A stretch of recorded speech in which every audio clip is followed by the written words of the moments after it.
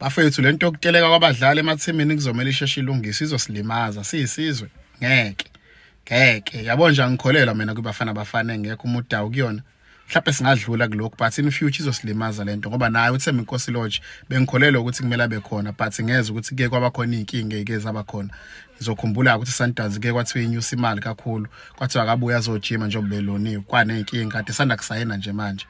wrong bafethu lento le and uHugo Bruce akayikhondoni lento le bafethu nina base Cape Town laba abahlezi befuna umuthi wokuyeka utshwala